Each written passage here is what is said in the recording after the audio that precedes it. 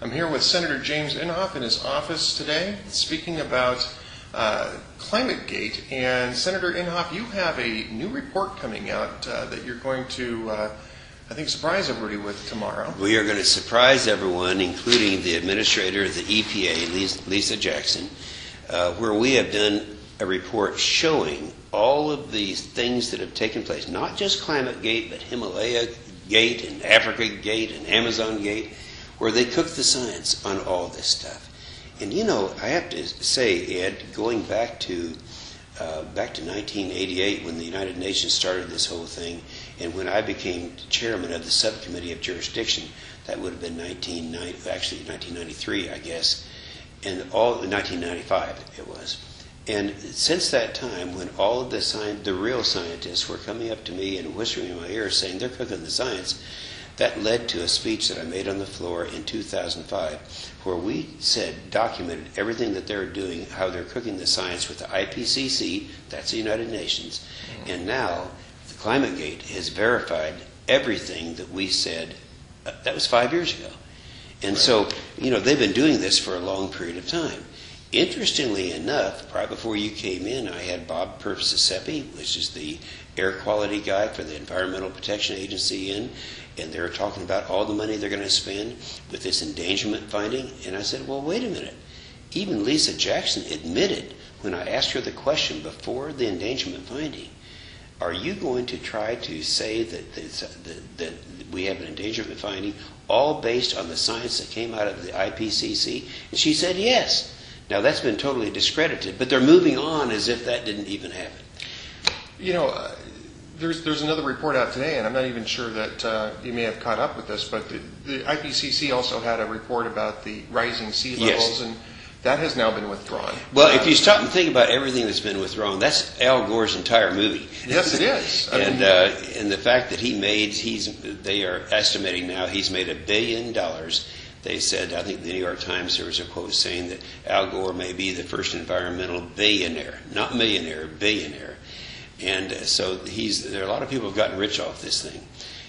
I think if you take each thing that they've come up with when they're cooking the science, that pretty much takes all the arguments that they had. The thing that is amazing to people when I tell them that the EPA is continuing to move on with an endangerment finding, let's make sure that people understand what that is. You remember cap and trade. Cap and trade would have been the largest tax increase in the history of America. And yet, by the admission of Lisa Jackson, the Environmental Protection Agency Administrator, it would not, if we had passed that bill, any of the McCain bills or the Lieberman bills, if we had passed them, that would not have reduced CO2 emissions any, because all it would do is chase our jobs over to places like Africa, or places like China and India and Mexico, where they don't have any emissions. It would actually have the effect of increasing the emissions. Nonetheless, that's government at work. And that's the far left, environmental extremists, alarmists are alive and well, but they're hurting today. Ms. Jackson said in her testimony to Congress that the East Anglia CRU emails that were exposed demonstrated that the scientists involved had just issues with interpersonal skills. Can you believe that? Was that all you found when you looked at those No, emails? If you stop and analyze what all they came up with, they were cooking the science. They were deliberately telling people, you're not entitled to things unless you come up with the same conclusions that we've come up with. I think they've stated best in the UK Telegraph, which is one of the largest newspapers in the UK. They said, this is the biggest science scandal of our generation. Now, they try to play it down. Barbara Boxer tries to play it down. Senator John Kerry tries to play it down. But nonetheless, it's there. And now the scientific community all knows that it was cooked science. And they almost got away with it. You know, we were fighting it long before ClimateGate came along. And when ClimateGate came along, all that did is just validate everything that we've been saying since 1995.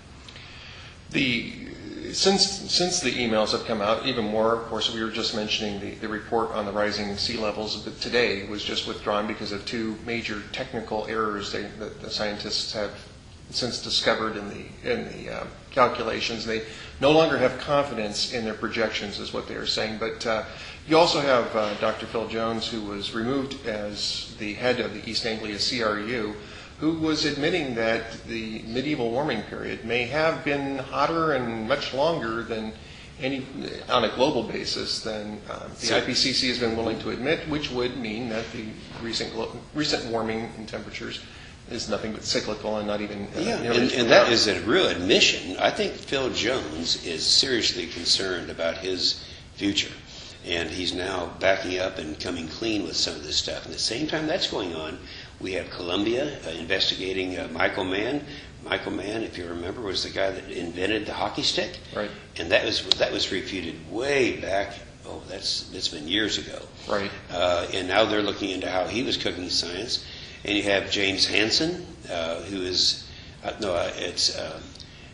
it was Penn State University who's investigating Michael Mann. Right. Yes. It's Columbia that's investigating James Hansen. Now, James Hansen has made a lot of money off this thing. He was given $250,000 by the Heinz Foundation, and so he's been taking kind of a leadership role. But now he is also under investigation. So all these people were now realizing that the science never was there. Senator Inhofe, what's coming next? You're going to release a report tomorrow. You're going to be. This is at the same time that Ms. Jackson is going to be testifying again before Congress. Obviously, this is something that you're going to use to challenge her positions. What do you expect the administration is going to say about this? Well, I think that they're going to try to downplay it, but we're going to actually go to the Justice Department and ask for some type of investigation. Some of the allegations that you see in the report that we have come out with show that there's reason to believe that there have been criminal activities involved, which would mean a criminal violation, a criminal investigation. So it's not just an ethical problem. It's not just a civil problem. It could very well be a criminal. I think it needs to be investigated because if you think of what's at stake here, you're talking about billions and billions of dollars it would cost the American people. And it's something that I think we're in the position now where we've won this thing. And only those who are in denial, such as Barbara Boxer and John Kerry and Obama and maybe Hillary to a lesser degree, are the ones who are still holding on with white knuckles, wanting to believe this thing. Stop and think about it. They have 15 years of their life tied up in this hoax called global warming.